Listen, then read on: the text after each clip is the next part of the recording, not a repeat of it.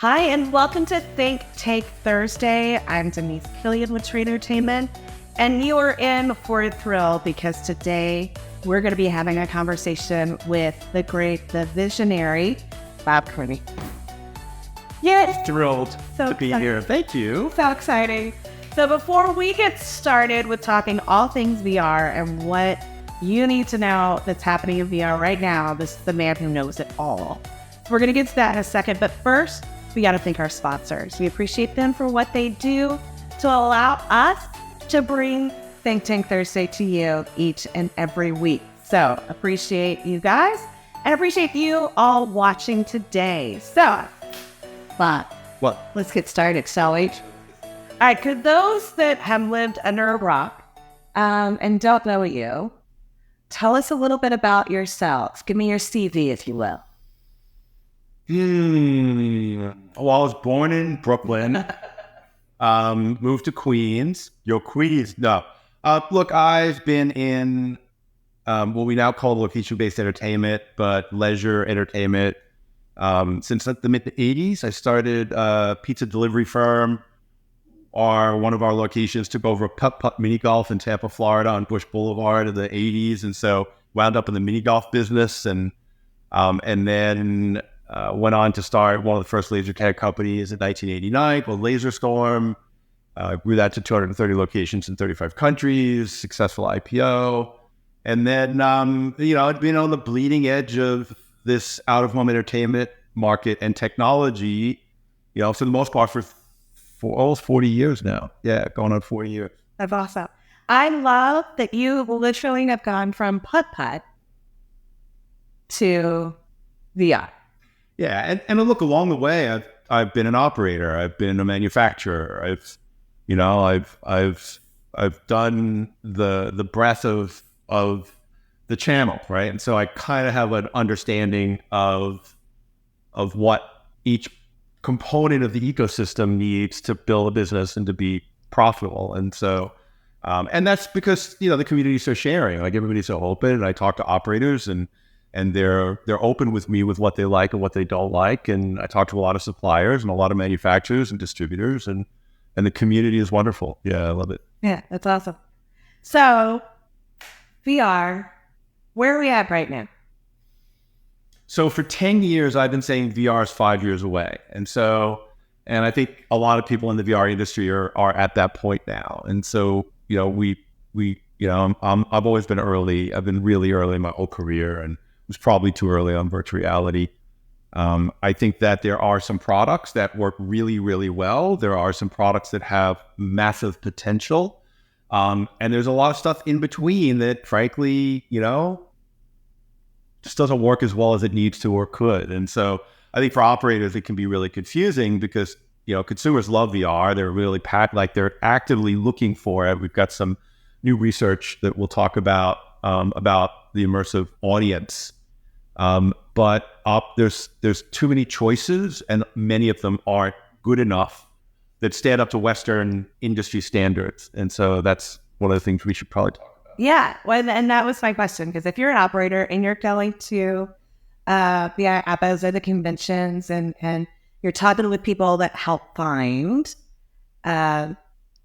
arcades and fill your tech issues for you, there are 10 million options. I might be exaggerating by 2 or 3, but there's a whole lot out there.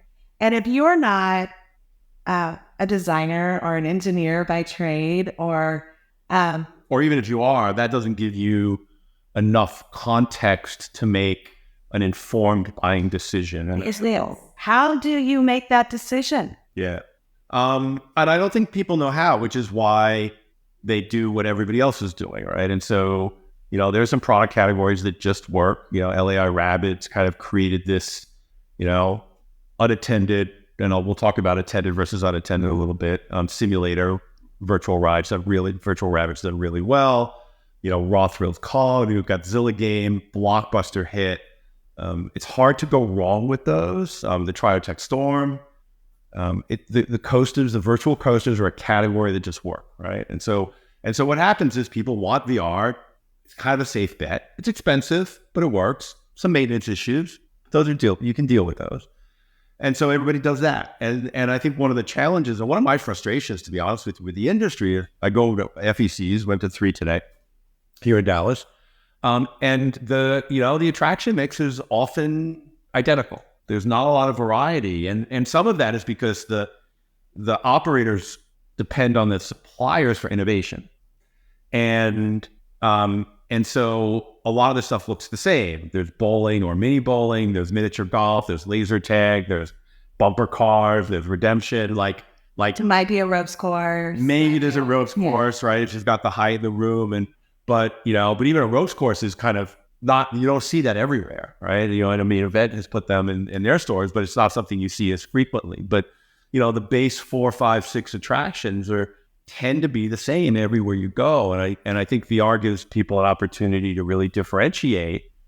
And there's some new research that Zero Latency just published this week, where it says, people are looking for, and obviously it's a little self-serving, I'll admit that, but, it's real consumer research. They hired a consumer research company to do it. So it's reasonably legitimate. And people are looking, young audiences are looking for immersion, interactivity. And that's why I think these rides, these virtual reality rides or coasters do so well. So that's what people are buying. And then there's been, the VR arcade games. The Sega had a game. I can't remember the name of it. It's late. It is late. We just ran a 2-day conference, so I'm running on 2 cylinders. I apologize. And I cornered him and forced him to do that. Because we're here in Dallas. But, some of the stand-up unattended VR games haven't performed as well, which I find interesting. They haven't heard as well. And so I think we're still trying to find the right application of the technology, to be totally honest with you, right? And we know the coasters work. Awesome. Rilix, low end, the bubble coaster from Andamiro is great. I don't think you can go wrong with any of those products. I think some of the stuff that's more expensive and more high tech, that's where you got to be a little more discerning. So let's talk about attended versus unattended. Yeah, good point. Yeah.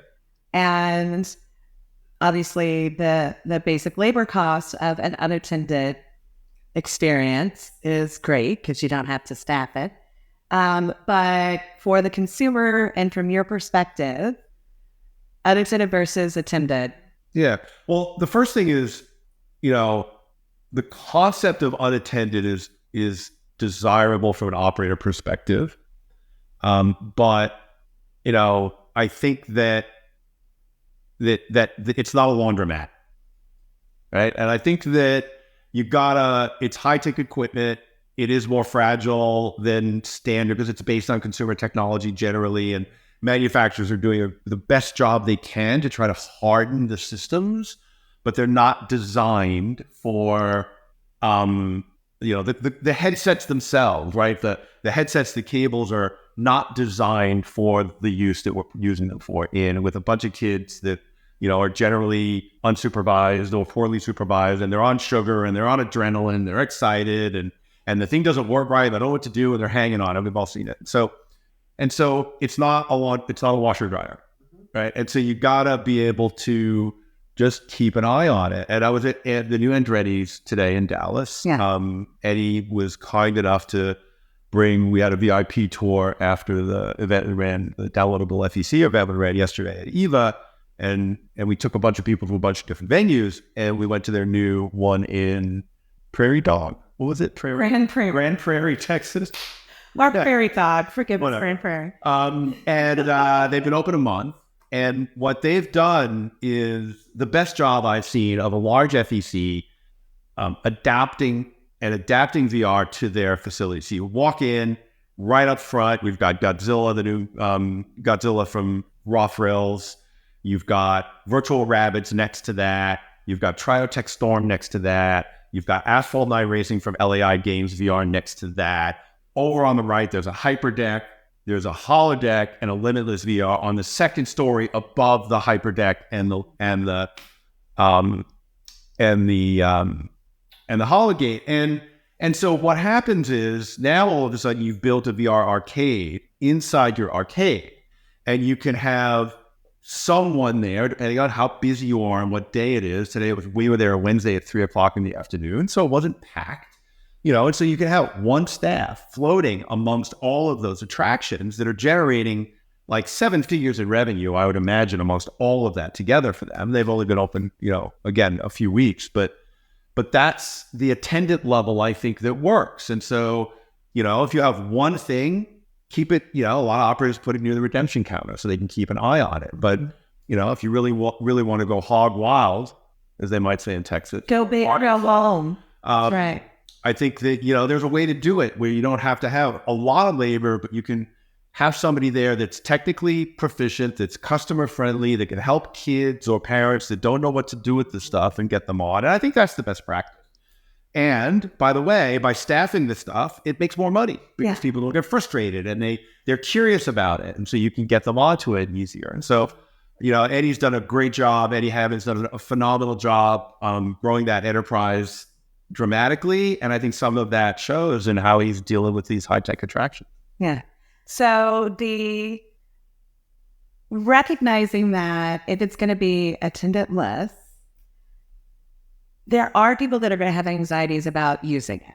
There are people that are, I don't know, might be intimidated by it for your customer and the value of having someone there to walk through or guide or encourage a nudge, but also make sure that you don't have the 8-year-old who might have a bit of a moment, temper tantrum that's pulling and jerking and slamming things around. Yeah, and exactly. And to answer questions and to sell, like VR is one of those things that, I say, it's like, how do you sell TV on the radio? If you've never seen television before and you come from the world of radio, and I'm dating myself, I'm not actually that old. But how do you describe to somebody television? And so how do you describe to somebody being inside of a virtual world when they've never done it before? It's really hard to do. And a lot of the bigger attractions, things like Hologate or Hyperdeck or, any number of attractions, when nobody's using them, and actually we went to Dave & Buster's and we saw the arena today and we demonstrated that, which is kind of an immersive gaming room.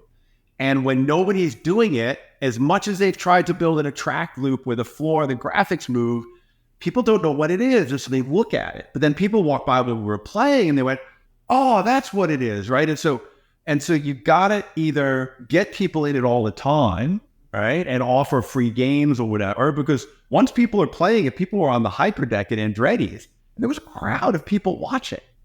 But when nobody was in it, nobody was around it. Yeah. And so having somebody there, to offer free games, to get people going or to answer questions or to say, hey, if you've done VR, bring them over. I think that's a missed opportunity that a lot of operators just pass by. Yeah. Fantastic. Now, you mentioned having those operators be somewhat tech savvy. Yeah. That might be an intimidating or a roadblock for some operators.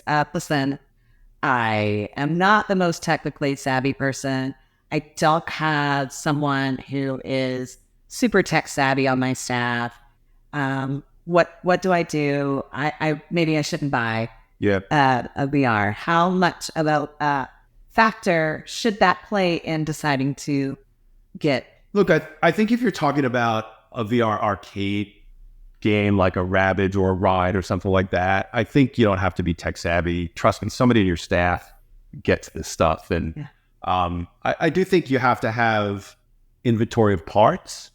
I think you have to have a mindset of understanding what you're getting into. This is high-tech equipment and it will break. And when it breaks, you have to service it and support it and repair it. I am horrified by the number of family entertainment centers that I go into and I see a game, a coaster, regardless of which one they are. They're all expensive. They're $30,000, $40,000, $50,000, right? Big, expensive pieces of equipment. And there's a $25 headband that's worn out.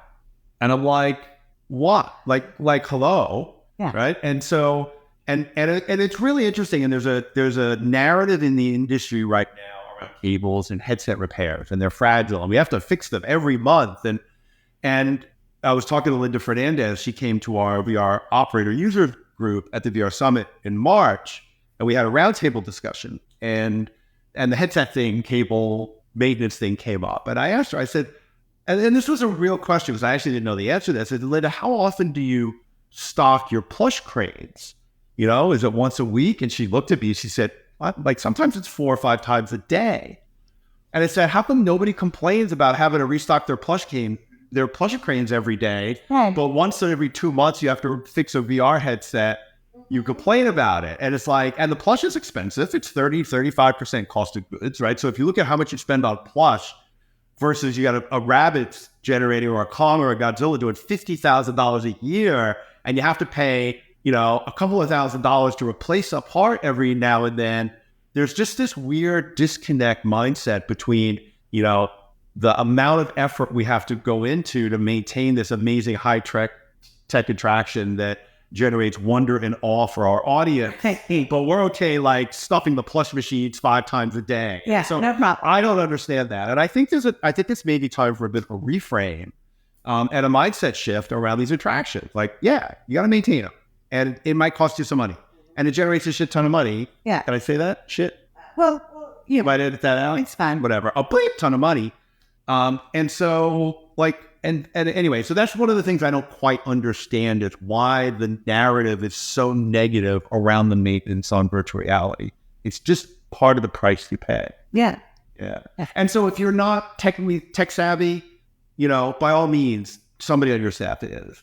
Now, if you want to start talking about bigger things like, you know, free roam VR and, you know, things like zero latency or you know, synthesis VR or Hero Zone or Spree or VR Cave, these free roam from large to small, then those require a little bit more care and attention, and they do require an attendant, like staffing them all the time. And so your labor rate cost is going to go up.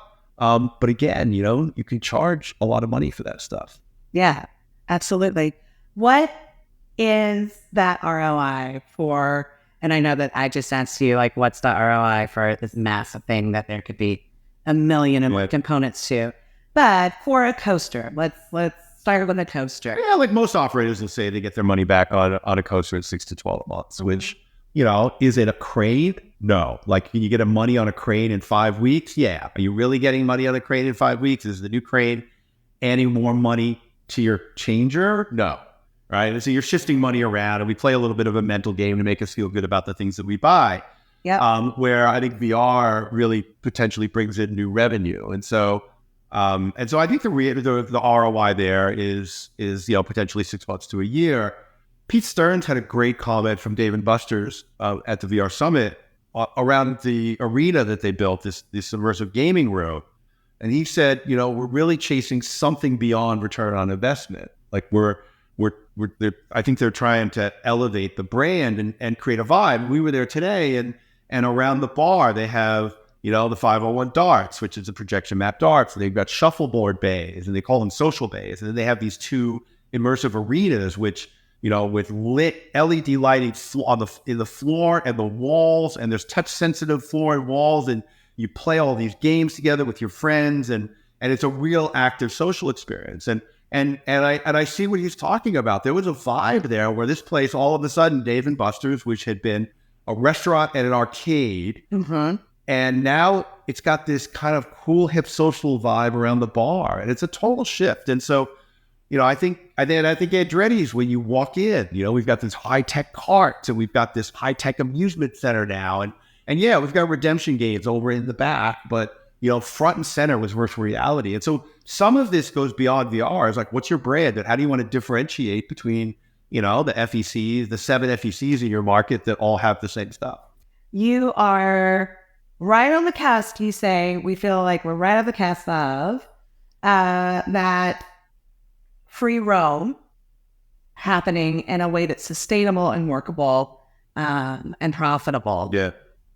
What else do you think should we be on the lookout for 2025? Yeah, so there's some new headsets coming out in the next few weeks that I'm really excited about. The 2 companies that basically supply most of the headsets in the location-based virtual reality market are HTC with the Focus 3 and Pico. They have a Series 3 and 4. Both companies are they've been teasing new headsets. I guess this isn't going to run till December, so they're going to be well out by now. With with what they call mixed reality. And so if you've seen the Quest 3 or the Apple Vision Pro, you put on the headset and they have cameras that show you the room that you're in, and it passes that through with really low latency and high brightness. And you can actually see, I can see I can see the furniture, I can see the fan, I can see the camera. But those headsets, the Quest isn't really suitable for location-based entertainment for a number of reasons I won't bore you with. Apple Vision Pro, also fragile, $3,500, expensive, just not really right. But both Pico and HTC will have headsets that do full color stereo pass-through. And when I say stereo, I mean it has two cameras, one for each eye, so you have depth perception. So you can actually run around a room, a laser tag arena, and see the environment, see the other people, but then you can layer artificial software-driven experiences and effects onto that. And so some people call that augmented reality. And I won't get into the technical jargon of why it's not augmented reality, and they're calling it mixed reality now. But the reality is you're mixing the physical and the virtual worlds. And I think that's going to be a game changer for free roam VR. Like theoretically, you should be able to drop 24 headsets into a laser tag arena, with striker rifles, and obviously somebody needs to build the software to do this, but you should be able to do that and play augmented reality laser tag in a laser tag arena. The tech's there, and there's a company called Resolution Games that has a game called Spatial Ops, SPATIAL. It's a consumer game right now. They're interested in the LBE market. I'm sure there'll be others. Limitless VR from Creative Works is kind of playing around in that area. And so I think that's something I'm really excited about. How do people get in touch with you? Yeah, so bobcooney.com. I'm very active on LinkedIn, and I accept all connections, unless you're obviously going to try to sell me something in the first thing, and then I'm going to delete you. The VRcollective.com. If you're interested, all the stuff I'm writing about VR is now on the VR Collective website. And there's a newsletter there, Inside VR, that I publish every week, with an exclusive kind of insight piece that I write, and then what's happening around the world, as far as new installations happening in the VR world, that you can kind of keep up to date with what everybody's doing. Perfect. I love it. Thank you, Bob. Thanks for letting me force you into getting outside of your comfort zone. Yes. And talking about the VR industry and what we do. So appreciate Bob. Appreciate you for watching again. Denise, Killian with TrainerTainment. Want to thank our sponsors once again for all that they do. We do love them. We love them, and we appreciate you for helping us bring ThinkTank Thursday out into the world.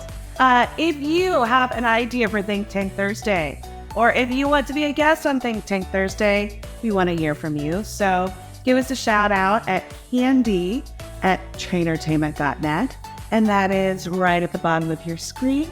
So give us a shout out. Let us know what you're thinking. We appreciate you. Take some time to grow. Take some time to think outside of what you're doing every day in and out. And we appreciate you coming to join us, and we'll see you next time. Thank you.